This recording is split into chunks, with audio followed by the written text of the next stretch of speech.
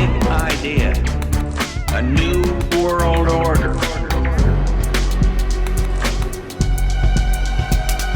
G'day and welcome to the Cunspiracy podcast. My name's Josh Wade. On today's show I have Eoin Kennedy. Owen, thanks for coming over. Cheers How for are you? having me, boys. Not too bad. All right, mate. So we're going to have a bit of a deep episode. This one's going to be deep. We're going to be talking about, I guess, men's mental health. I think that's the focus, or mental health in general. Or you let me know. Yeah, well, Lads is basically an advocacy group for men's mental health and men's issues, and really what we're trying to do is just get as much information out there as possible, because I know a lot of people, suppose you hear about depression, but they don't really understand what it is, and the same with a load of men's issues. So hopefully we're here today to shed some light on it and have a good discussion about it. Sure. Well, I guess it's one of those things where when you say, I mean, in 2017, when you say men's issues, I mean, you're already going to have, I mean, I think most people are smart enough to understand that there's issues with, you know, women, but there's also issues for men that they have to face. Is you can do two things at a time, especially when you're fighting for equality or whatever. So obviously male or men's mental health is a really massive issue that does not get talked about enough. Definitely.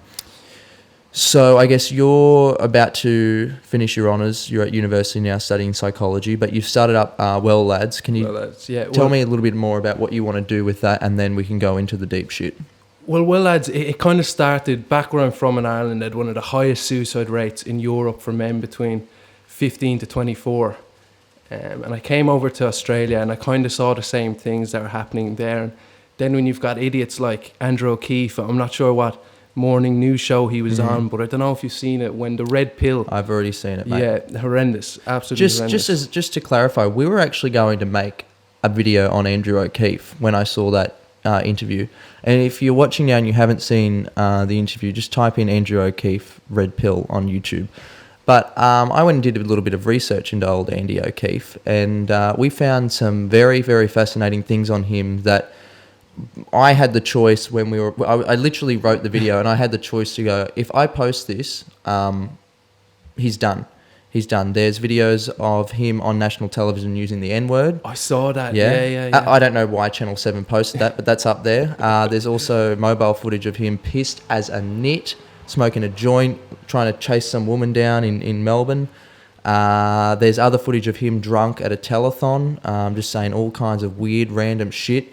So very fascinating for someone like that to have any sort of moral high ground. I think there's a difference between auditing yourself and knowing where you stand, and being able to have a conversation and know that, you know, your opinion is only just your opinion and that. But this guy seems to, in that, it really fucked me off. No, listen, mate, it's same here. Especially, like, I'll go into a few statistics now. Like, 6 men today in Australia are going to kill themselves. Today. And 36 are going to attempt suicide. 36 men today are going to attempt to commit suicide. And what are the age groups of this? Well, under the age of 50, it's the biggest killer of men. And we see ads on TV all the time: slow down your speed, watch yourself on the road. Suicides by men way exceeds that toll. And of all the suicides in Australia, 75% of them are going to be male. Under 15? From the age of 15 to 24, quarter of the deaths are going to be from suicide in males, and under the age of 50, it's the leading cause of death. Under the age of 50? 50, yeah. Oh, okay. The leading cause of death in Australia. Okay, that's heavy. And now, just a few other things. In 2014, 2015, the Australian Bureau of Statistics, what they reported is that 1.5 million men over the age of 18 have a self-reported mental disorder. And you never really hear anything about it. The same if you go to the UK, 78% of male death under the age of 49 is from suicide. And then from that 75% figure in Australia, when they looked at that, of those 75%, 72% of them, they estimated, never sought out for help. So despite this condition, they never sought after help, which is really the whole point of what I'm trying to get. And especially in Australia, where there's a massive lifetime prevalency, where 1 in 7 Australians are going to experience depression at some point in their life. It's the 3rd leading cause of disability in Australia and globally. And by 2030, the World Health Organization says it's going to be the number 1 disease in both developed countries and developing countries. So massive global problem. And I suppose when you Google depression, you often see that it's a female disease, and that's right. But the World Health Organization did a study, and what they found is that doctors are more likely to diagnose women with depression purely because women exhibit more of the kind of classical signs of depression. But despite them being diagnosed twice as high as men have 3 times the suicide rate. And then another thing we try to get at in Well Lads is the conception in the public about what mental health and a mental health disorder is. So there was an Australian study in 2011, and what they found was that how the public viewed mental health, 40% of the public, if they found out a man had a mental health, felt that he was better left alone, and 50% of them, when they found out a man had suicidal thoughts, that he was aggressive and likely to be dangerous. And then just another study, Cook and Wang in 2007, what they found was that not only do men have a more negative approach to depression than women, half of us are likely to label it as just a weakness of character. That having this is a weakness in oneself. So yeah, that's what Well Lads is all about, to get what depression out there and really knock in the facts to people that this isn't going away easy. Right. I'd love the chance to speak about my own personal experience with this on this episode, but I have seen, just for myself in general, and I mean when you sent your email, I know that you mentioned it, but I have seen the effects of it firsthand. I know of, I'm going to say I know them, but I know of growing up where I was in Townsville, there were multiple people that were in sort of the same grade or same sort of age group, maybe a year above, a year below, that were killing themselves. Men, they're all men. Football players, people that, you know, from the outside you would look at and probably go, oh, that person's a well-liked, you know, popular, like you from the outside you would look at that and think, oh, that's, you know, if I could have that, I would have that life. And yeah, they all basically, they ended it. And I'm not sure how. I mean, do you know the number one or the main technique that people are using to do? Well, men use more aggressive forms of suicide, essentially. So hanging for men would be the number one thing, whereas women usually tend to go for overdose. Okay, that's where I'm going. And that kind of leads into, I know in 2017 everyone says men and women same thing, but our brains are completely different. Yes. And what we find is that men's attitude towards death and pain, we're a lot more fearless when it comes to death. So that's why you'll find we'll use the more kind of aggressive approaches like the hanging or using a weapon to commit suicide. Can you, like, this is something that I've, you know, okay, so firstly, I've had suicidal thoughts probably ever since I was like maybe 12 or 13. Had anxiety. It started with anxiety for me when I was probably about 11 or 12 and went to see psychologists through, like, I was the kid that was getting taken out of class. You know, every couple of days, my mum would pick me up, I'd go see a psychologist, and then from there, I'd also be seeing the school counsellor, and I was a problemed child. I wasn't really, it was my circumstances around me that were causing me to be that way. And at the same time, now I can look back and go, well, it's my own strength and my own weakness. Like, I'm the only person, my brain is so powerful that I can do whatever I want with my life, but at the same time, I'll be the one that will ultimately destroy myself at the end of the day. And it's this weird juxtapose. But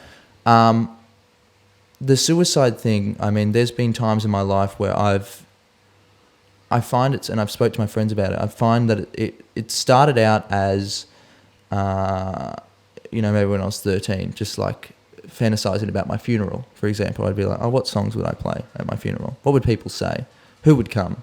And I'd dream about it. Like, I'd almost romanticize with the idea, which sounds sick and fucked up, and it probably is sick and fucked up. But fuck it, I got nothing to lose at this point. Mate, the thing is, like you were saying earlier, depression doesn't discriminate. No, it doesn't. It doesn't see where you're sitting in your class, how popular you are, whether you're a star in the footy field or whatever you are. Yeah. It can affect anyone and anyone at any time. And when you're saying you were kind of, I suppose, that young having depression, is there a history of it in your family? Yeah, there's a history with mental health in the family for sure. Everyone on my dad's side, they were all on antidepressants. They were all on, Seropax, you name it, like just prescribed to the fucking hills. And when I was, I'd been suffering anxiety really, really bad. I mean, like debilitating. I would miss, 30 days of school in a term and just not go because I was physically ill just at the thought of having to get up and go to school. So I'd be taken to psychologists the whole time, and my parents didn't really know what to do. And then it got to the point where my anxiety was turning into depression because my life was so limited and I couldn't go to the shopping centres. I couldn't leave the house, basically. Like I was stuck there. And I suppose for me, the comedy stuff, or this other alter ego, or this idea of confidence to me just came out of total rebellion for the fact that I felt so repressed. So it's like I'm seriously like I'm fucking Hannah Montana at this point, because I'm living like a doubled life where people might watch this and go, how do you put yourself out there? How do you do all this? How do you do that? Or at the same time, when I'm on stage or when I'm doing this, to me it's not real life. It's not substantial. It doesn't matter. I used to think that if everyone liked me, or if people cared about me, if they came to my shows, if they laughed at me, then it meant that I was accepted, and it meant that all my problems would go away. And as I get older and have reached this point where it's like, I've succeeded in some things, there's more things that I kind of want to do, but at the same time, like, life just goes on. Like, this didn't fix anything. I still go to bed every night like, oh, okay, I've got to get up and do it again tomorrow. And it's like a day by day thing. And there's days where I'll be like, I can't do it. And, but for me, and I guess maybe this is like it for others, but, you fantasize with it, and then it gets to the point after that of, thinking about the funeral. I remember then starting to go, well, fuck, if I was going to go, what would I do? How would I go about it? Like, what would my method be to do it? I could never hang myself. I just think, like, thinking about the idea, and if you're watching this now, just imagine this. This is going to be fucked up, but imagine the idea that there's something in your brain at that point. You're thinking about something that is so painful in your own head that you go and grab a fucking rope or a belt or something like that. You not only put it around your neck, but then you do it. And that's the only way that you can escape whatever is going on inside. That to me is mind-boggling. I haven't reached that point.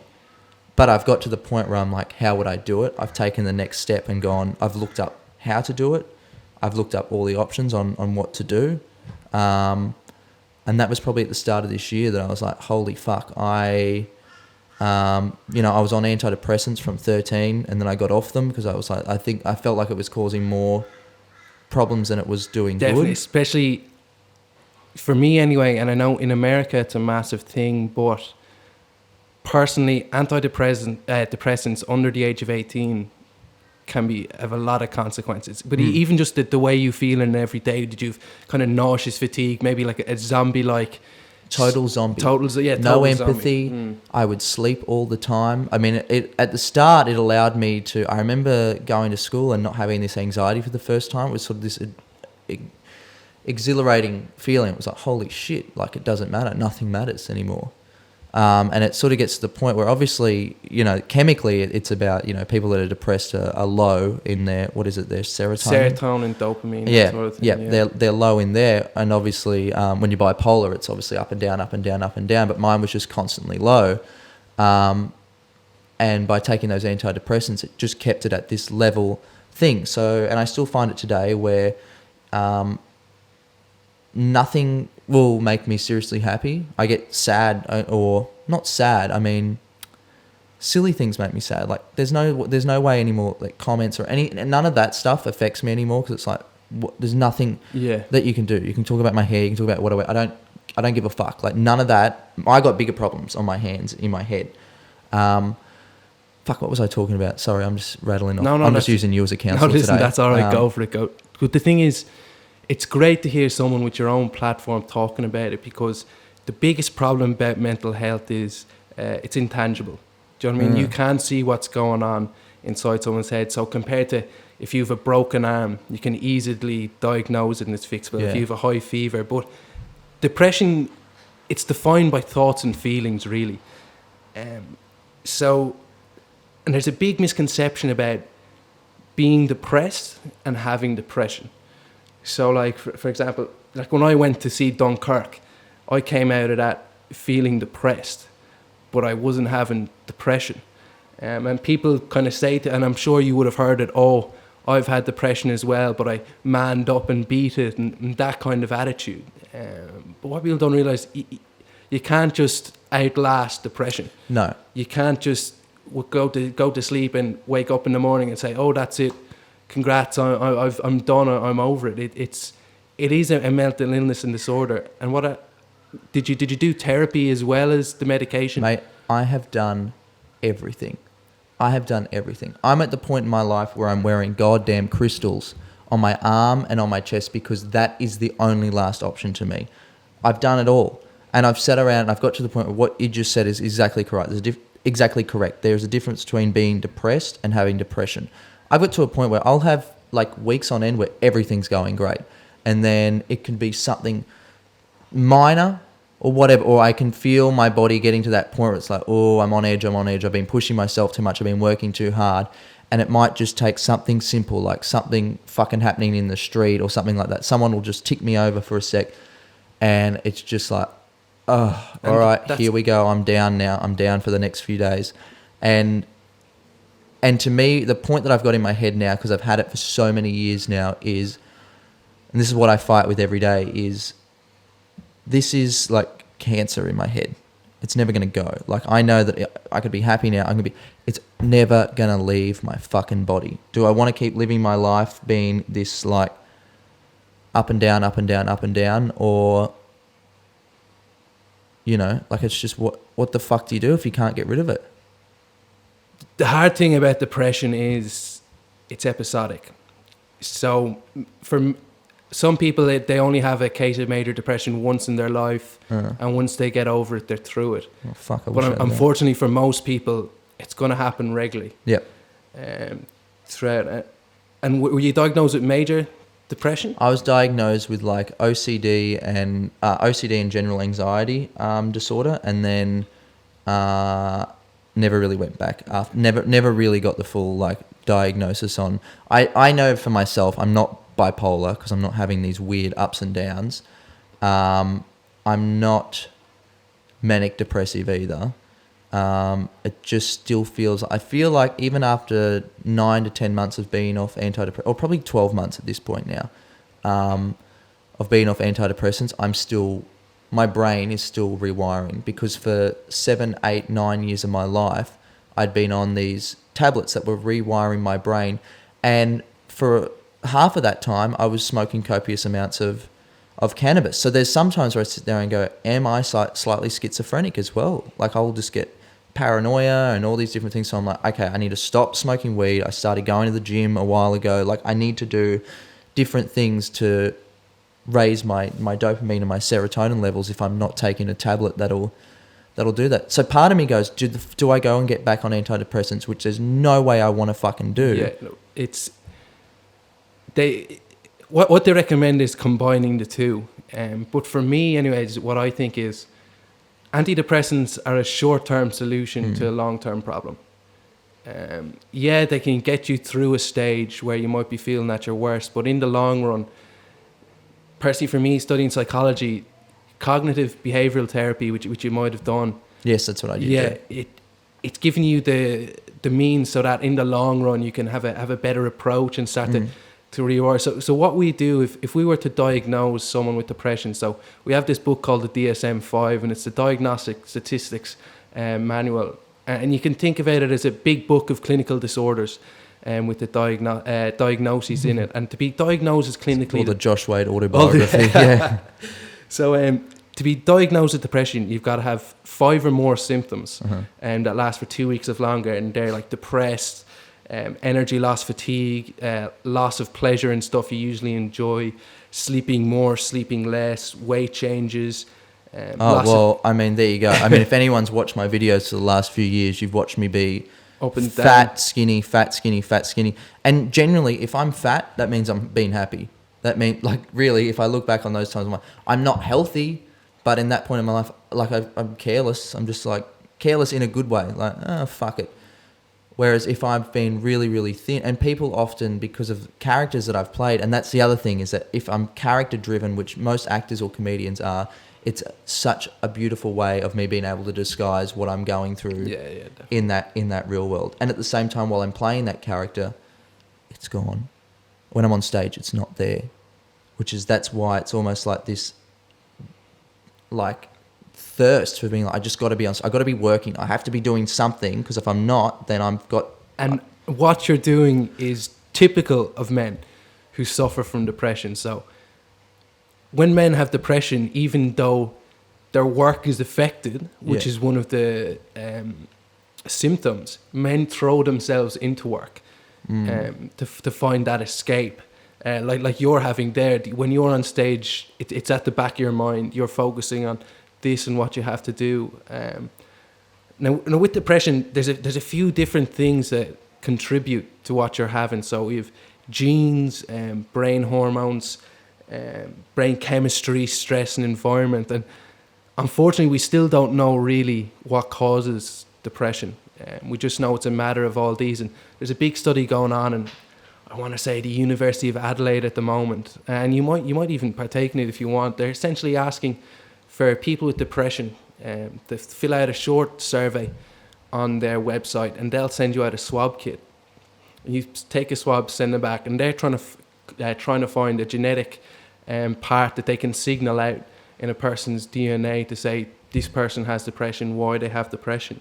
But when we go back into, so you're saying your family had it, so there's a really strong heritability of genetics for depression. So bipolar is the most by far, but with depression, it's around 10 to 15%.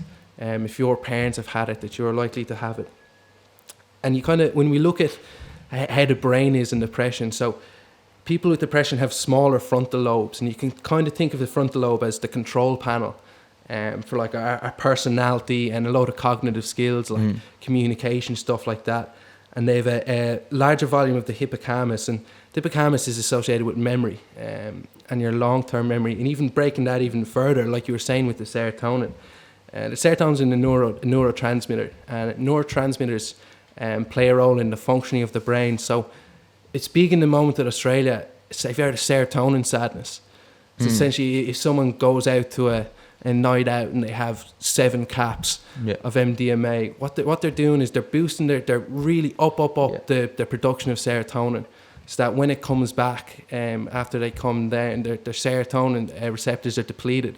And serotonin, it affects your mood, your sexual behaviour, appetite, that sort of thing. So as you say, alcohol can do that, because if I go out and I've just even 5 beers, I'll come back home in the morning and I'll wake up in the morning and I just feel like I wake up into this like heavy depression. Well, alcohol is a depressant. So even drinking, and with men, we're more likely to turn to substance abuse when we have depression, and that's really particular for Aboriginal and Torres Strait Islanders. So I said the statistics earlier about how likely we are to be affected by depression.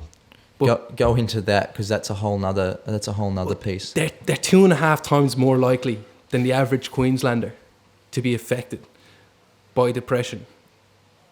And the questioning thing is that depression in the Aboriginal society it's a very recent thing.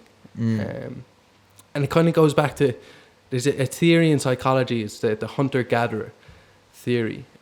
So obviously we evolved as hunter-gatherers, and every day we get up, we have a certain purpose, and that purpose is we go out, we catch what we need to do and survive.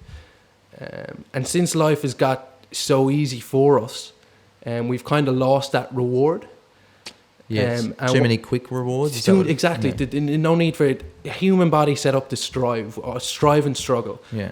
And nowadays, with ourselves and young guys our age, we're going into jobs we hate.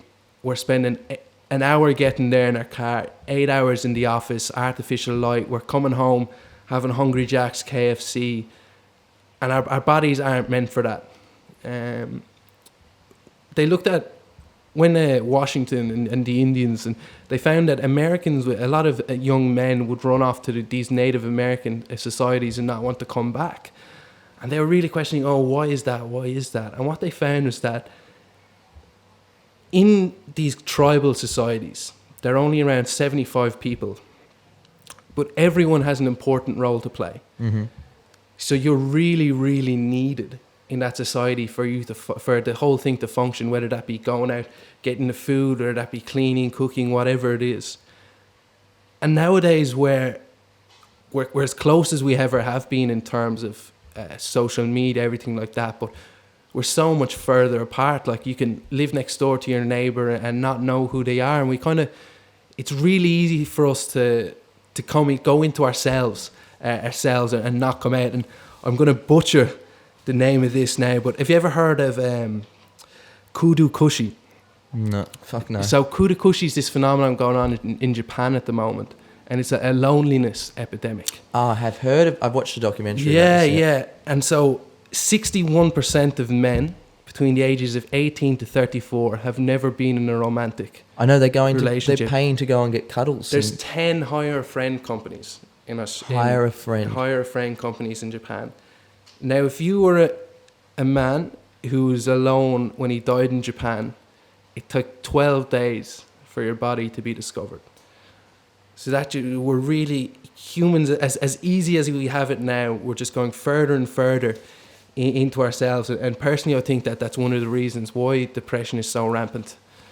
Does that go back into, like, I've listened to a lot of intellects talk about this, and professors and that, and it almost stemming back into this individualism that we have today, caused by just mass consumerism and this idea of, I guess, this materialistic society that we live in, where everything's external and we're all, I mean, it keeps coming up in my mind lately, and I've said it to Connor, I've said it on stage recently. Everyone seems to be focusing outward, right? Like my hair has been a big thing just recently.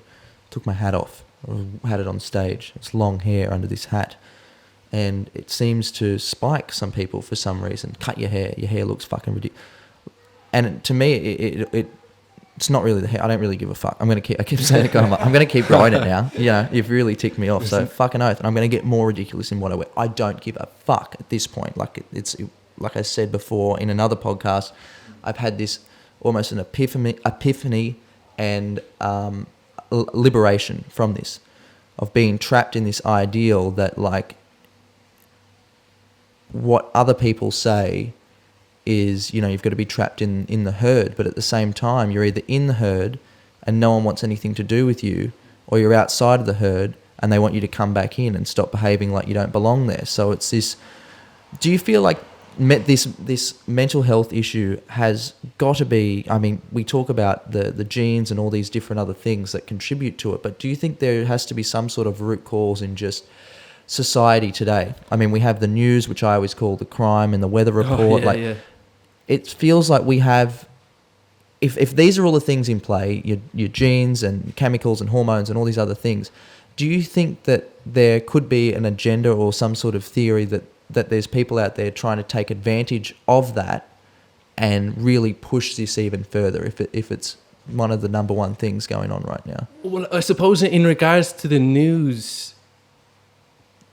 the human brain is more likely to remember negative information, and that's just an evolutionary trait. So it was more important for us to remember a poisonous mushroom than it was to remember a happy time. So that's why the news really kind of displays all the bad things, because that's what humans want to hear, essentially. But But what's the reaction on the brain with that? I mean, you know, I'm sure you've seen it, but Facebook even like admitted to doing experiments on, you know, picking a bunch of people's news feeds and only showing them negative things to their news feed to see if it had a psychological change with them. Going to social media, people now with like Instagram, Facebook, rather than focusing on the good things they have in their own life, they go online and they see people never upload the bad times in their life. You'll only see them on a boat surrounded by chicks, drinks flowing, and they're sitting at home in their house, and I'm sure they have a lovely family, loving mother and father, but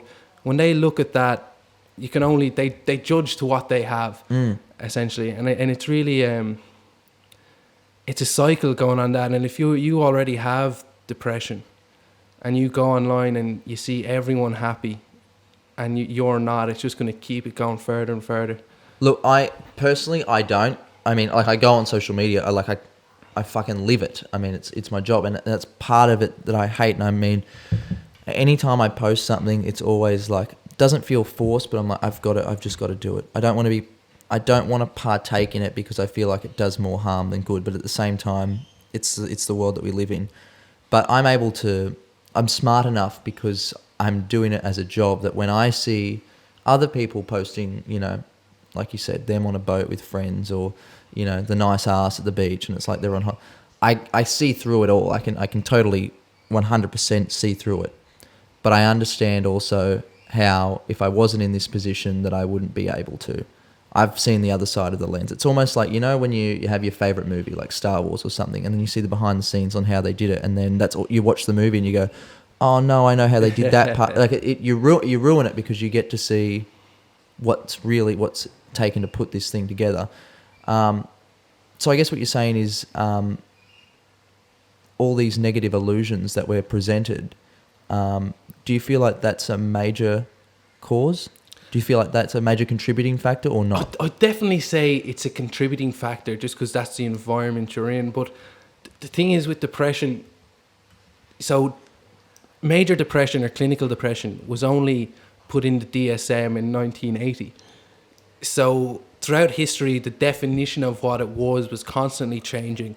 And there was constant bickering between Freud and Kraepelin and all these guys about how do we define this. So unfortunately, when it comes to the trend of depression and whether it's rising now compared to what it was in the day, we're just too early in the research to know what's the stable point. Yeah. So what's the even line for humans? But it certainly doesn't help. Well, I guess not. But then at the same, I mean, I'm going to argue with my own point there, which I guess is, you know, fucking in the 1920s, 1940s, we were bombing the shit out of it. Like, you know, that's depression. It was the Great Depression. But well, actually, does that change over time? Like, is it? Well, there's certain spikes now.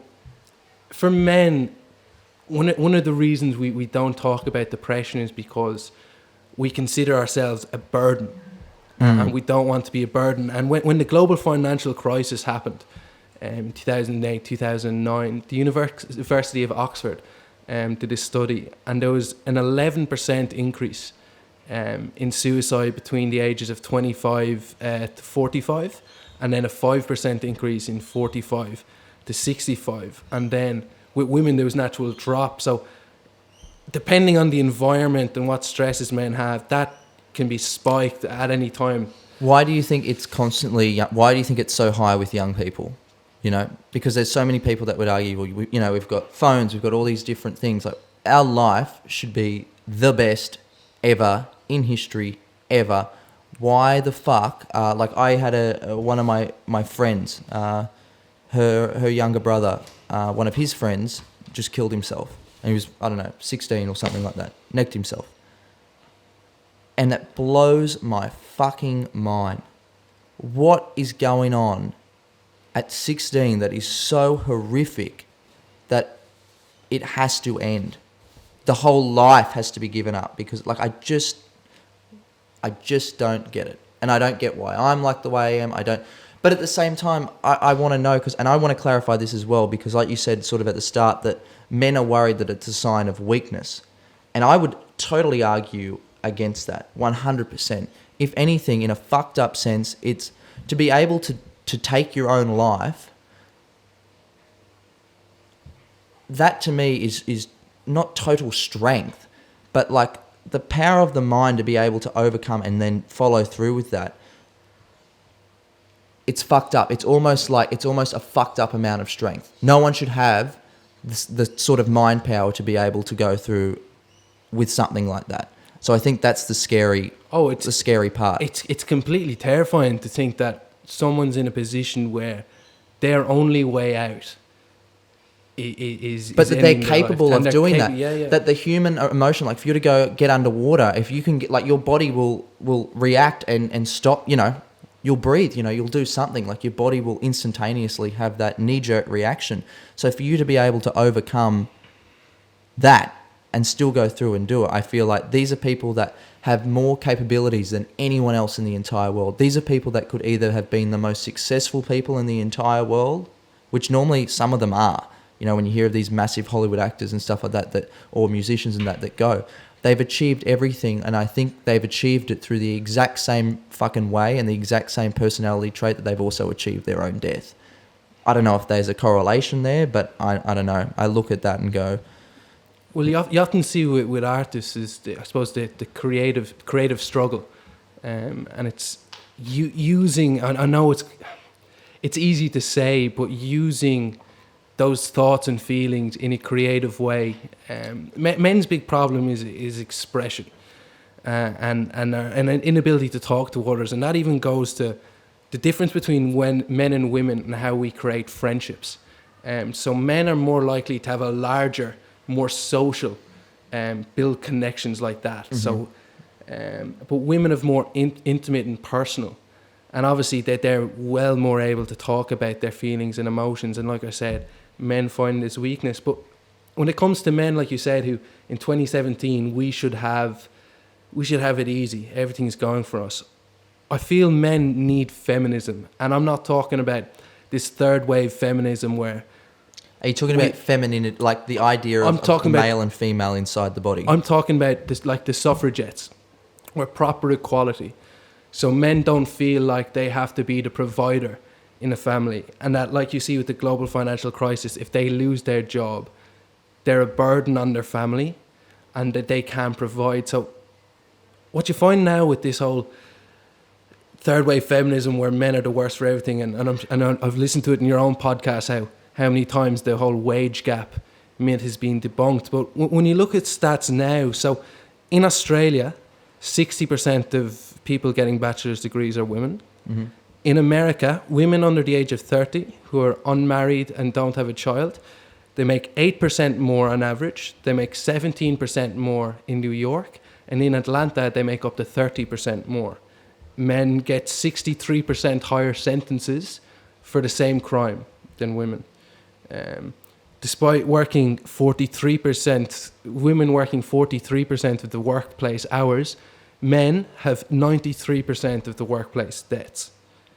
Now, and this is a great cause, and I shouldn't be, and don't, when people listen to this, don't get me wrong, every amount of money put into this is worth it, but how often do you see about breast cancer in Australia? And there's so many launches for it and fundraisers. Yeah, but what's the rates with testicular and prostate cancer? 1 in 8 women get breast cancer. Yeah. 1 in 7 men get prostate cancer. And when was the last time you saw a fundraiser for Nothing. that? But do you know what I hate about this whole thing is that it's like a fucking competition. That's what we've reached. It's like, who's got it worse? We need to get out of that mind frame of who the fuck's got it worse and run your own race. Because, I mean, the way that I see it, me personally, I'm too individualist in the sense that, like, I don't give a fuck about male, female. Do your own fucking thing, all right? Stop. Part of me feels like I want to be someone that wants to save the world. There's so many things that I want to say on this podcast and talk about that I'm like, oh, if I say that, I could get shot by Hillary Clinton's people. But at the same time, I go, look, I mean, there's a great song by Billy Joel, We Didn't Start the Fire. This is just going to continue and continue and continue and continue and continue. It's going to be back and forth, back and forth. The pendulum will just continue to swing. And I feel like there is no solution at this point. That's why we need feminism, that sort of second wave feminism of equality. Yeah. Where no matter what sex you are, we're equal in everything we do. And I feel society at the moment, like with those, how Andrew O'Keefe reacted to Red Pill and the likes of BuzzFeed and Huffington Post, it's hard. I feel the idea of masculinity now for our generation is so far off from what it was from our father's generation and from our grandfather's generation. But I feel like when you say Andrew O'Keefe and BuzzFeed and stuff like that, I personally don't think that's Andrew O'Keefe does not think that. I don't think the writer of a BuzzFeed article genuinely thinks that. I think that there maybe in some circumstances, but I feel like there is a bigger agenda at play, not just with feminism and, you know, males versus females, blacks versus whites. I feel there's a divide and conquer technique that's totally being taken place right now, 110%. I think we're at an extremely pivotal time in history where we are at the point where it needs to, you know, someone's going to win the world. That's what they're fighting for. And, you know, when I just was watching a thing the other day, this global citizens thing where, you know, the UN all met and they held this big concert in New York, and these people, ex-prime ministers and people that work at the UN and that, talked about stopping the stupid wars. That was one of their lines. We need to stop these stupid wars. And I'm like, you are the cunts that are fucking commissioning this shit. You're the ones that are in these countries doing it. You have the power. What is my money and my donation going to do, giving that to you, for you to keep saying, yep, keep going ahead and do it?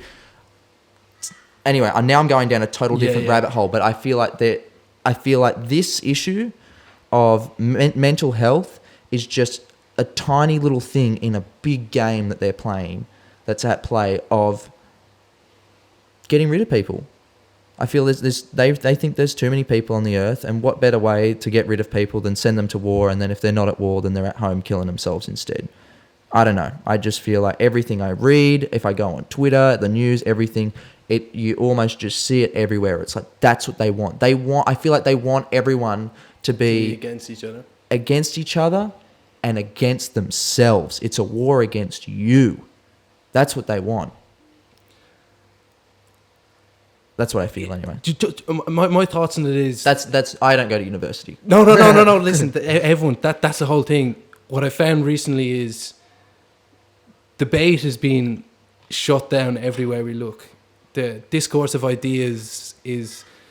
As soon as you call someone a bigot or something in a debate, the debate's over because it's a personal attack, and we should debate about facts rather than how we feel or anecdotal evidence. But just going back, I'm not against females, I'm not against women's rights. I just want awareness to be raised of men's rights and what's affecting us.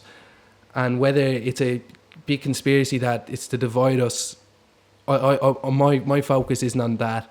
My focus is getting well lads out there to the men who feel like they don't have a voice, and that if they come forward, they just said, oh, you're a racist, bigot, sexophobe. Sexophobe isn't a word, sorry. I'm sexist. Mate, everything's a fucking word these days. Sexophobe, I'm sure it is. But yeah, it's just raising a voice when I feel that men my own age have been kind of cast off to the side, and our views aren't important. They're not recognised because of who we are. I feel so. I feel so. And you know what I find? I know this isn't really on this exact subject, but I mean, I guess it sort of is, because I was listening to... Have you ever listened to Ben Shapiro at all? Yeah. My main man. Yeah, I like Ben. They call him the god to middle class men across the world. Yeah, I mean, I don't know. I look at him as just sort of quite a logical thinker, and I appreciate that he can take religion out of a debate. And I was listening to him talk about, the trans movement and gay marriage, and that how he doesn't necessarily agree with it in his religious, he doesn't believe in it. You know what I'm trying to say. I don't know why I can't get the words out. But in a secular way, he feels like the government shouldn't be involved in straight marriage. What the fuck are they involved in any of it for? The government sucks at everything. They shouldn't, it shouldn't even be an issue. Government should only be working towards things that benefit community and stuff like that, and who you marry doesn't really... Well, that's what I suppose... Me, myself, I'm a conservative political way of thinking, mainly because of a fiscal side of things, but more so because I believe in a smaller government. Yes, and more personal responsibility. So conservative, you're not libertarian, you would say conservative, or would you weigh both? A bit of both, to be honest. Yep. Really, in the conservative side, I believe an economy works better when there's a free market and no restrictions. But going back to the marriage thing, in 2017, how useful is a marriage? It's just a contract and a tradition. more than anything. But I do see. Well, I feel like it's rights Oh, at this point. definitely, yeah. It's the next of kin sort of shit at this point now. That's what I don't think they're fighting to change the fucking Bible. But at the same time, if you don't believe in it, and if that goes against, you know, what your religion says or whatever, even though I would debate that religion is based off of fallacy anyway that you can't prove, but whatever. At the same time, I can't prove that me fucking crystals work. So whatever the fuck you believe, I feel like this demonizing of either side is extremely detrimental, and I feel like what we will see in this country, at least when this vote all comes out, is it's going to be like the Trump thing again. I think people will be surprised. What I'm already like visioning, seeing on my newsfeed. Oh my God, can't believe this country is so homophobic. Never thought, like, it'll be a 60-40 thing for sure. I would put my money on that before it being 90-10 or something like that. I think we'll be surprised. But what I actually wanted to bring up out of that was I've heard Ben talk about the suicide and mental health rates within the gay community and trans people, and how it's particularly high with trans people, and how he views that people that, you know, if you're biologically a male and you see yourself as a female or vice versa, then that is a form of body dysmorphia like anorexia or anything else.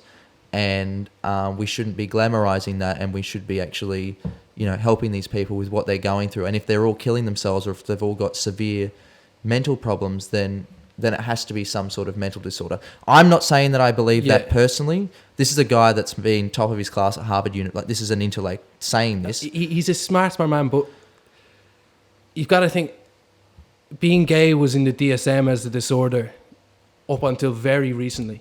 Right. So that was classified as a mental disorder. In regards to the trans movement, regardless of how I feel about it, there's not enough information yet to know whether that suicide rate is because of a mental disorder, or if it's because of the lack of acceptance that they do get once they get into the community. Now, I think the rate's at around 50%. Yes, it's give or take a few. Massive. But I would like to know, with future research, whether that is, like I said, from an existing mental disorder, or it's from when people do get into the body they like, whether that be male or female, that it's the lack of acceptance, and even that's got to be a part of it. Even the lack of acceptance in themselves, that despite doing the whole transformation, that they still don't feel fully themselves, or like this is the person they're supposed to be. So, but geez, it's come out of the blue so quickly over the last 2 years, really. Well, they say that's a theory as well. That they're. I mean, it is. They say, like I've read before. Again, I don't necessarily subscribe to it, but I'm going to bring it up because it's fascinating. That there is a theory of these globalist satanic leaders that are trying to push total, I guess, destruction or of the fabrication of what society is, or like the nuclear family, that sort of thing. Well, yeah, not just that, but this, you know, this idea that, you know, I mean, did you listen to the podcast with Joe Rogan and Jordan Peterson, and I forget who the other guy's name was, but they sort of really delved deep on this issue about biology and how, like, we can't actually fight science. Like, what science says is the truth. Male and females have a different brain. They both work differently. And that it's just, you know, when we start changing laws that that prohibit people from stating scientific. Is this about the pronouns? Yeah. Well, yeah, stuff like that. That you know, it's a simple issue, but it's much more complex down the line when you go further into the legal system and stuff. I don't even know why we're going into this, but it's such a complex issue that it's easy for two white straight males to sit down and talk about. Don't get me wrong, it is, and I feel so bad for people who are trans and feel like they're not accepted. But I believe, now you can correct me if I'm wrong, or someone can mention in the comments, but I think the prevalence rate is 0.1% of the population maybe are trans, and the amount of news about it and the amount of discussion about it, not that it's necessarily unwarranted, but I've never really seen anything like it when it comes to any other topic, that something that affects such a small portion of the population is talked about on such a large scale. For me, and I've always been a massive fan of politics and news and obviously psychology. It's really kind of being a shock the amount of coverage it's got. I think it's a minority thing. I think there's an absolute, and it's good. Like, I'm not saying it's a bad thing to, fight for rights for people that are minority groups that don't necessarily get much of a say. And obviously, if every trans person in Australia gathered up together and got into a protest, it still wouldn't be as much as some other sort of protest. Like you said, the population of it is so small. But like you said, at the same time, it's like the gay marriage debate thing where I go, I sort of said it the other day and someone said, I disagree with you on that. I said, I think it is an important issue. I don't think it is the most important issue.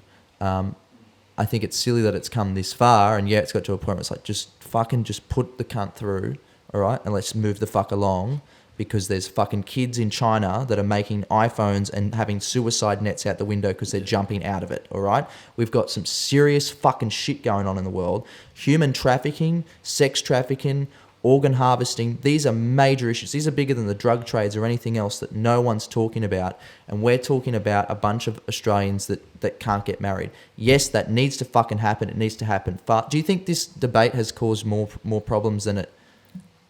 I think it's a survey. Let's remember, it says it on the form. It's a survey. It's not a personally, I hope it to go through. All I want is for everyone to be happy and everyone to love who they love. But I think the Yes campaign has gone about it the wrong way. 100%. Did you get the text message? I did get the text message. That fucked me off. I don't know if you saw it, but there's a gay male on campus at my university of Queensland. I saw a video of him. Yeah. He was doing a talk, and he's just expressing his own opinion. And the aspersions that were cast at him by people insulting him in the comments section. If you want to win a vote or a surveyor, calling the other side this and that isn't the way to do it. No. To target him with facts, target him with saying how gay couples can raise a child just as well as a traditionally straight couple can, but the whole targeting the other side, calling them bigots and everything like that. And I'm sure there are people. But there's a demonization of the other side, which is going to work totally against it. Like someone was saying to me the other day, when Donald Trump wasn't running for president, how many people called him a sexist, racist, homophobe, whatever? He probably is. Like, I always say, he's 70. Like, he's a product of his own time. Like, he's not going to be at a gay rally hanging a flag. He's 70. He probably is. But at the same time, when did this start? Like, the labeling. Fascist, sexist, neo-Nazi, white supremacist. It's like they just went to a dictionary and went, what are the worst things that you can call someone? Doesn't matter if there's any facts that prove it. If they have an opinion that doesn't necessarily align with yours, then, like you said, you never see the fact-driven stuff. I'm sure that there is. I'm sure there's, good and bad on both sides.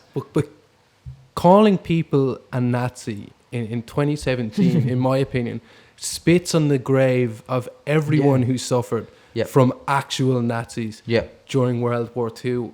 And like we were talking earlier, it's a way to end the debate. If you're talking about someone about coming from two different sides, but if you take a personal attack and call them a Nazi, the debate's over, because you've shown that you've made a personal attack and you're disregarding what their thoughts and their own opinions about the topic. I feel like it's almost like the leftist media, or the left side of media, has, for the last... Sorry, there's a fucking truck going past. For the last, I don't know, at least 5 years, they've really amped up this, the character assassination techniques of calling someone everything under the sun, and selling that to people to totally disqualify that person of ever having... Milo Yiannopoulos is a pretty good example of that. Obviously outrageous, very provocative in what he says. But again, like he says it all the time. He's a gay Jew with a black fiance. And the thing, Milo's technique is to provoke and to be really outlandish. But and it is. But when you look into what he's actually saying, he does have a lot. Now, I don't necessarily agree with everything he says, but he does have a lot of stuff that can be taken and used to create a better society for everyone. But in regards to, I suppose, He agrees though with that. He agrees with that assumption that you just made then, that he is very well aware of what he's doing. He says that he does this for a reason, to suck people in. He said, I don't want everyone to be like me, but the idea is that you need to have someone that is so extreme on one side to combat the extreme on the other side, so that eventually, in hopes, people meet in the fucking middle and go, all right. But obviously that's not happening. Right now I feel like it's almost at the point of civil war. Oh, well, at uni, and especially at UQ, it's very much in a bubble. Uh-huh. And all this kind of identity politics, where most of the people who go there are from kind of middle class families who are kind of well off. But what they forget about is the vast majority of Australia, where the providers for a family, they really don't care about who marries who. Their focus is on, am I going to make enough this week to pay the mortgage, to send my kids to school? It's the silent majority that often gets overlooked, and we saw it happen in the US presidency. But even with this, the gay vote, and like I said, I hope it goes through. But this is not, like you said, this isn't a big issue for most of Australia. They have a lot more things to be worried about. They're not.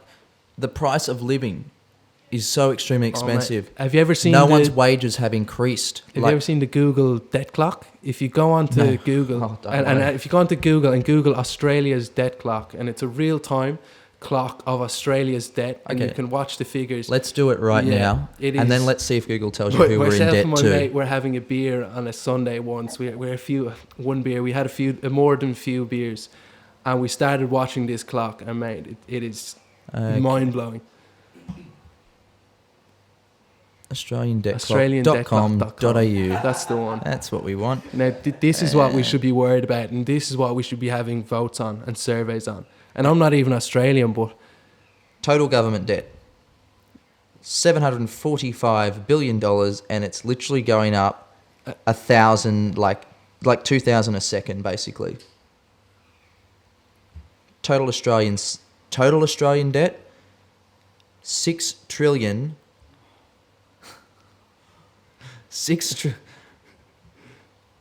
My question is, who are we in debt to? Who do we owe that money to? Because it's obviously not going somewhere. What do you think of like cryptocurrency and stuff like that? I think it's going to crash. I believe the way our currency system is set up at the moment, it's all going to come to a crash once the next global financial crisis happens and interest rates rise, and the euro especially starts to lose its value. Do you feel like that's why we're again on the edge of war? It's like they're aware that this is about to fucking bust again, and we need to. Well, Europe's been on the verge of busting and completely collapsing for the last 10 years. If you look at Greece, Portugal, Ireland had to be bailed out. Even looking at my own country, we switched from the Irish punt, so the Irish pound, to the euro. And I kind of, the whole Brexit issue, even though I'm not too sure on whether I'd be stay or leave. When you look at it from the leave side of it, they're protecting their own currency so that if the euro does crash, they have something there. Like currency at the moment, what is it but a bunch of numbers in a machine? That has no actually intrinsic value. No. There's a really good Joe Rogan with Peter Schiff. Yep. And what he talks about is investing in gold.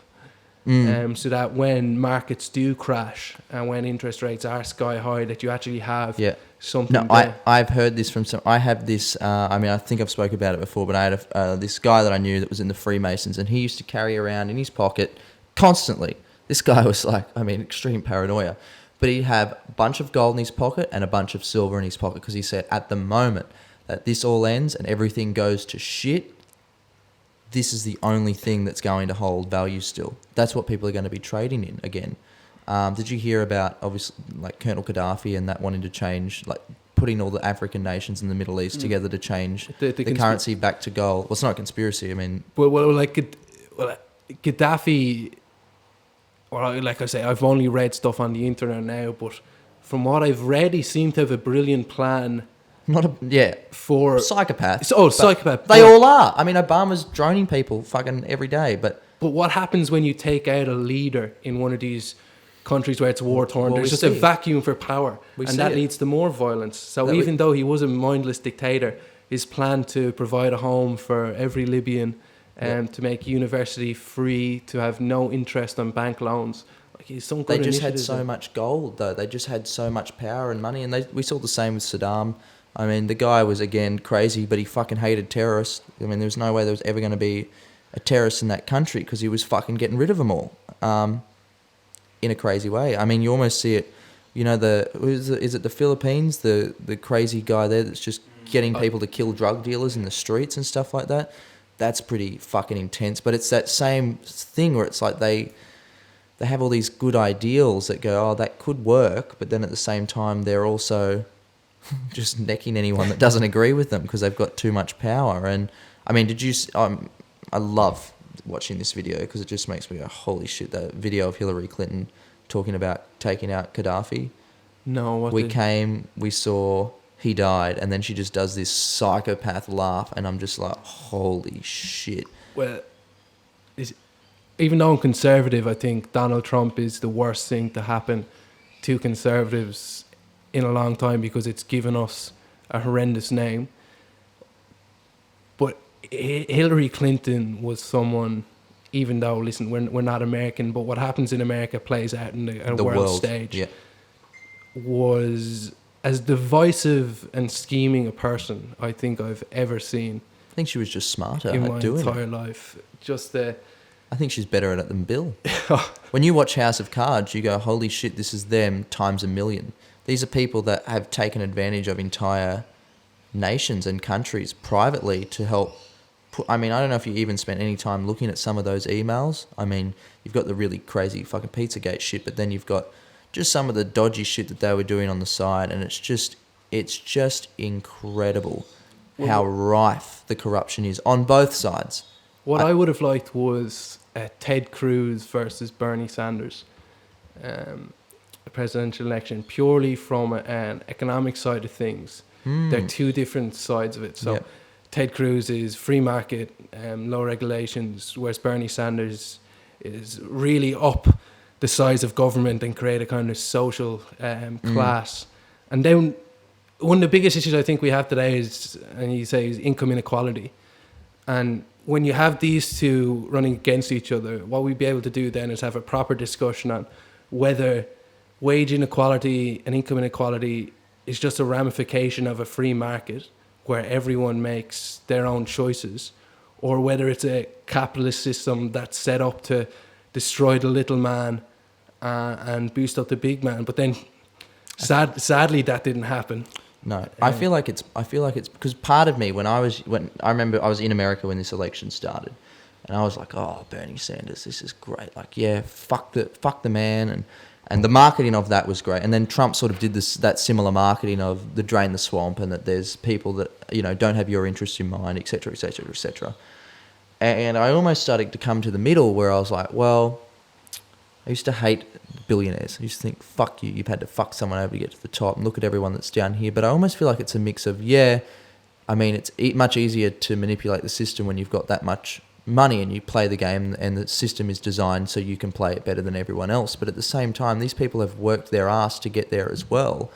And I feel like it's a mix between that, but also the desire of the everyday person to not want to get there, or being trapped in these simple ideals of get up, go to work, sit down, eat dinner, watch a current affair, go to bed, do it all over again. And like this idea that you can't be not just self-employed, but you don't have much of a choice. It's just, and your ideal is to make enough money to get a bank loan so you can get a house in suburbia. And I mean, that's fine. Some people just want that. That's okay. But I feel like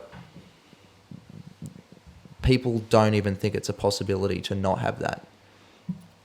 Well, I think a good thing about our generation in comparison to our parents is that, I suppose from what I've found, we're starting to place more value on life experiences and life fulfillment rather than, like you say, the working 9 to 5 to get enough to get a mortgage, to having that same routine.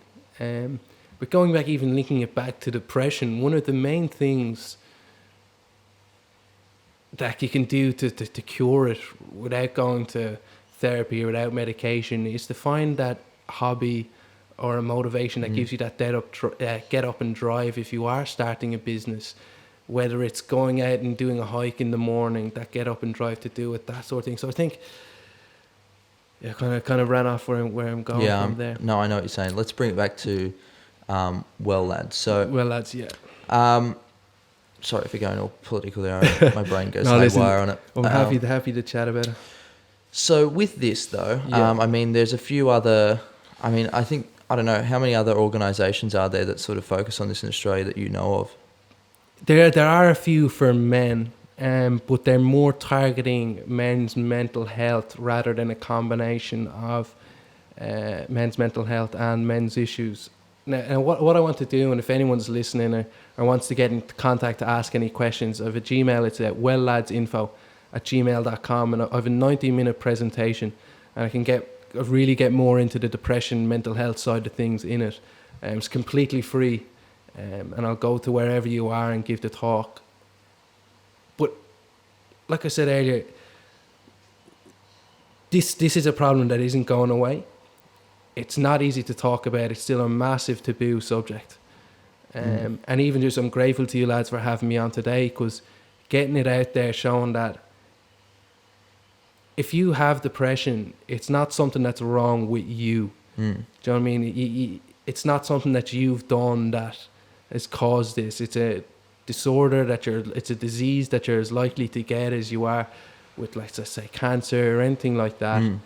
And if you want to if anyone listening today has any issues, send me an email with your phone number.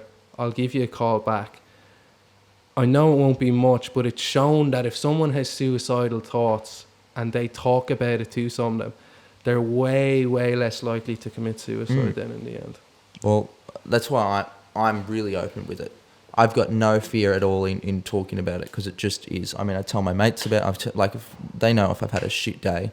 Don't know why. I'm happy to talk about it on here. And the reason I wanted to be as open as I feel today as well, talking about my experiences, because hopefully there'll be some cunt out there that'll watch this. And I mean, yeah, sorry I use vulgar language. Sorry I'm not articulate. And thank you for being so smart and intellectual in what you're saying, and you know what you're talking about. I'm just some fuckwit that's got 2 cents on every single subject in the world with no analytical data to back up what I say. So, but like you said, you know, it's something that so many people go through. I feel like, I mean, I always argue that I feel like anxiety and depression is just a human emotion at this point. It's that common. It's almost in all of our genes at this point now.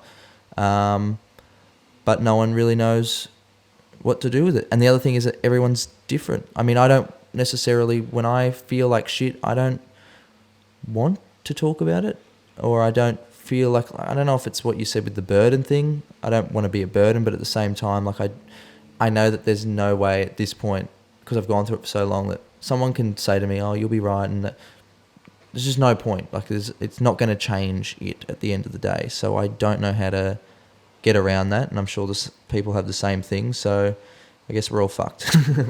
And just if you don't, just to go into the treatments side of things, Yeah. so people know what they're getting into if they do go. So with the medication, were you on, was it Prozac, Zoloft? I was on a thing called Cymbalta, but it's just an SSRI. SSRI. So what an SSRI is, for anyone that doesn't know, it's a selective serotonin reuptake inhibitor. And what it does is... Makes you shoot up schools. Well, isn't... Can't say that. Oh, Josh Wade died in his sleep last night due to a heart attack. Is a massive... Now, I know correlation doesn't mean causation, but there's a massive correlation between people who commit mass shootings and the use of antidepressants.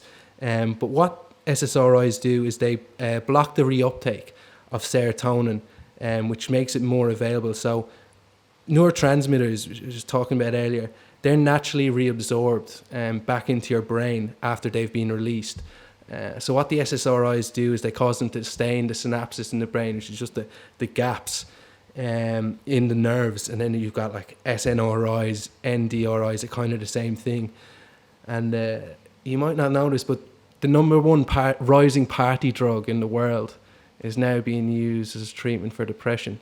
Ketamine. Yeah, I've heard about this. Now, if anyone's listening, it's not being at a party Hey, give me some now. racking a line off a key. I'm or feeling something. a bit sad, motherfucker. There we go. I'm better. Yeah.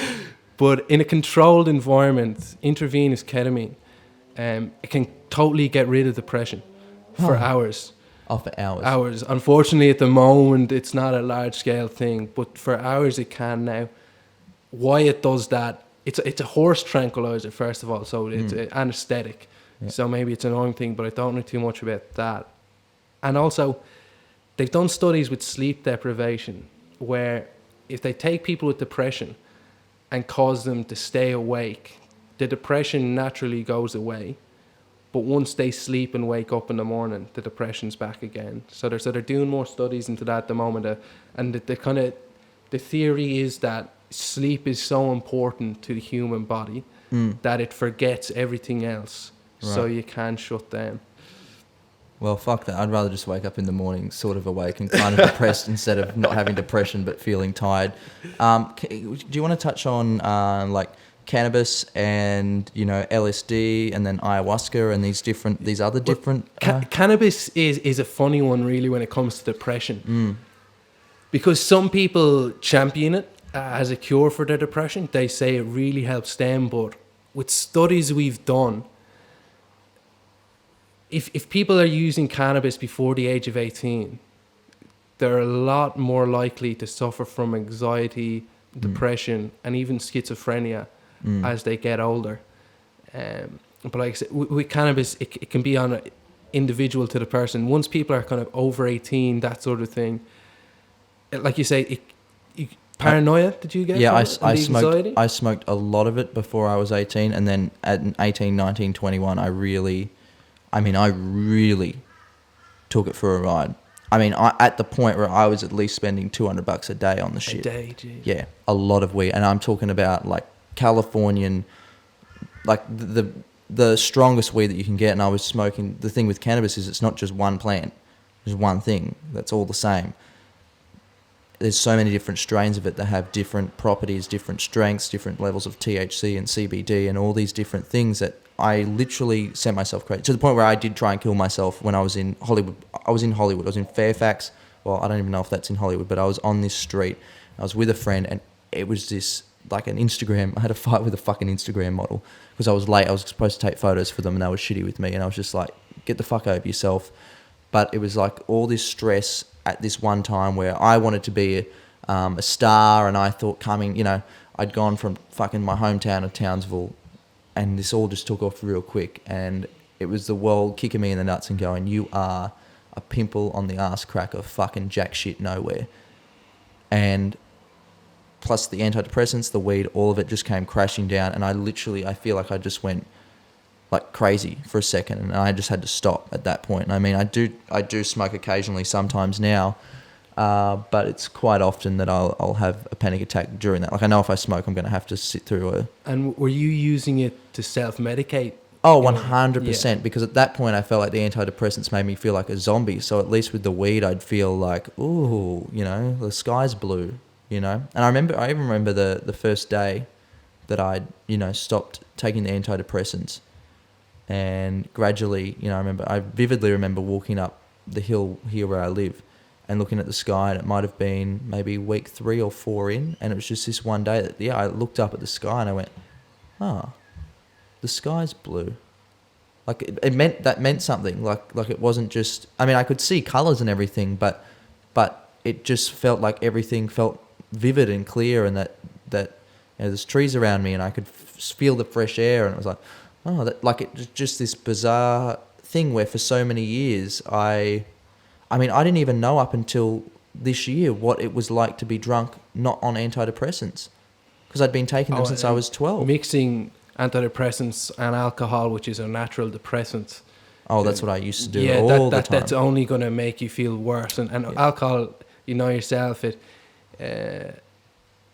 really maximizes whatever you're feeling before you start drinking. So if you're going in, like you said, in a bad place, already on SSRIs... I think I feel worse now if I drink alcohol, now that I'm not on them, I felt like it was okay because I was taking these, antidepressants, and I'd, go out drinking just like anyone else Friday, Saturday night. How was your memory then of the night after? So when Fine, I've got a great memory. Pretty good. I mean, I can remember faces and stuff like that.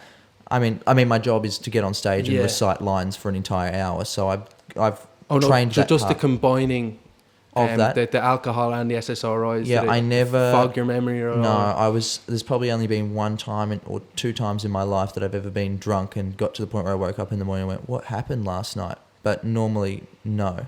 I never really felt the effects of, I would get up in the morning and take my antidepressant again, and it would like level it all back out. So, but yeah, now I feel like my brain, I was talking to a friend as well, and they said, once you get off these SSRIs, you've got to remember that it literally takes your body and your brain like months and months and months to rewire back to normality. Because it's affecting your neurotransmitters, and neurotransmitters are how the brain functions. And when you're bringing in an artificial way to, like you say, increase your serotonin, your dopamine levels, once you get off the medication, you're just going to be kind of back trying to reconstruct yourself. I just realised here's one to throw in the mix. When I was 18 or 19, I took steroids as well, like injected testosterone, like a whole course for like 10 weeks. And that fucked me up real bad. That was really bad. That wouldn't have helped. So you're talking about weed, alcohol, antidepressants, and steroids. So I remember having to call up. I just moved to Sydney, and I had to call up the Lifeline because I just woke up one morning in such a fucking like totally at the end. And this lady was just talking me through everything, like, I guess it was good, but at the same time, I just needed someone there talking to me. Yeah. And I didn't feel like I could pick up the phone and call my mum. I didn't feel like I didn't want to put them through that stress of me. I've had a friend once call me, and just I answered the phone, and they're like, I can hear, I'm like, oh my God, they're about to fucking kill themselves. Holy shit, what do I do? So I wanted to put someone else through that instead. And I went to the doctor and was like, can I get, I felt like I needed like Valium or just something, Serapate, whatever. I just wanted to knock myself out. Anything at all. Because if I don't, and they wouldn't give it to me at all, no one would give me anything, because I was already like, they could tell I was nuts at that point. And it was almost like, thinking about it now and not having thought about it before really, I can see how people with that issue, what I went through that day, how tough that would be, because this doctor just blatantly was just like, no, get out of my office, basically. And I was crying at him. I was like, please just help me. I need something. Otherwise something bad's going to happen to me today. Like, it was like had someone with a knife around my throat going, it's going to happen. It's going to happen. It's going to happen. And I just had to get through it. But I couldn't imagine going through that daily. The doctor's hands are tied in that sense, because they have to be diagnosed as depressed to get some of the meds you're after and stuff. You have to have those 5 or more symptoms for 2 weeks, and 2 weeks is just an arbitrary line in the sand they draw to say this is the stock standard. So for someone who has been feeling this but has never gone to the doctor about it, and then one day they wake up feeling like you did. I mean, I caused it at the same time. I was the fuckwit that, not knowing that combination of things was going to destroy me. It was the lack of education.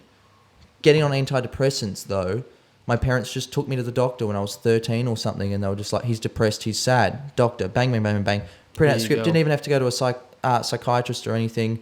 Go into his chemist, which is in his doctor's office, buy the drugs, and that was it. And I didn't know that for 7-8 years after that. Drug education, not only in Australia but around the world, is a total farce. Humans have been taking drugs since the beginning of the time, and just telling kids in high school, don't do this. Like, the prohibition didn't work with alcohol, it's not working with drugs. And what we do well, lads, as well, is rather than telling guys who are in high school, listen, don't do this, we tell them, you're going to be an adult, you can make your own decisions, but this is what's going to happen to you once once you take it. And studies have found that people are way less likely not only to do a drug, but not way less likely to overdose if they have a proper education about what's happening to their body when they take it, what they'll be feeling when they take it, and how to feel during the critical part, which is the come down essentially the next day when the serotonin sources are completely depleted and they feel no happiness, guilt, depression, that sort of thing. Do you know, I've said it before, and people always think I'm lying when I say this, but I've never taken any other drug. I mean, I've gone all out with the weed. I treated that like it was, you know, like because I was missing out on everything else, but I've never done a pinger. I've never done any other drug but weed, alcohol, and then steroids for a little bit, which obviously if you can go back and have a look, I just look like a fat, bloated piece of shit.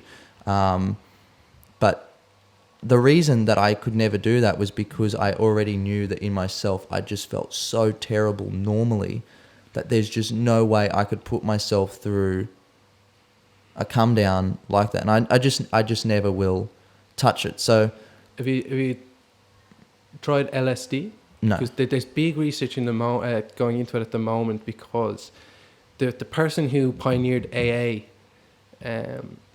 done it off having an experience with LSD. I did hear about the story about how that happened, yeah. And like with MDMA and post-traumatic stress disorder, there's a lot of research going into that at the moment. So taking veterans, giving them MDMA in a controlled setting, and then seeing their anxiety to certain images and certain videos. So there is a lot of research going into it at the moment. But again, I just worry that, see, the reason I haven't touched it, and, you know, I heard about ayahuasca years and years and years ago, and it seemed cool at the time, and then I went, no, there's no way to do it. And then I'm getting to a point where someone's like, look, it'll purge everything out at the same time. And I'm, you know, again, I'm just desperate to find anything that'll help. But I almost feel like I'm worried that if I take something like LSD or ayahuasca or something like that, that there's also that chance that I open up a door in my head that I don't want to open up. And it's like, I'm a total pussy to the whole ayahuasca DMT. Yeah, thing, because I don't want to open that door. And I already know how to it, live comfortably in this. I know I can deal with it, and you know it's shit sometimes, but I'd rather just do this than take a risk of either totally solving it or making it 1,000 times worse. Like that to me is too much of a gamble that I'm not willing to necessarily take. So, but I mean, if you are, then fucking go for it. But the whole thing is, if people are listening and they are going to use a substance, please go into it knowing what to expect, knowing the mental state you're in before it. There's so much information online. If you do want to do one of these things where you go inside your brain, like an LSD, mushrooms, that sort of thing, there's so much information about what to expect, how to do it safely, because like as much as there's research that suggests doing LSD while depressed can have a positive effect, like you were saying, you don't want to open that door and it reveals something bad behind it, if you know what I mean. Yeah. I just worry that I feel like I know in myself that I've got a really powerful brain, and not like against other people, but I just mean in general, the way that I think and the way that my brain is wired, that if I put my mind to something, then by God it will be achieved. By God it will be achieved. There's just no ifs or buts. It has to be done.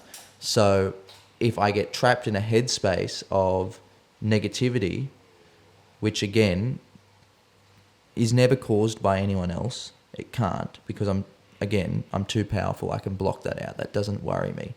I'm not weak in that sense of in society or anything like that.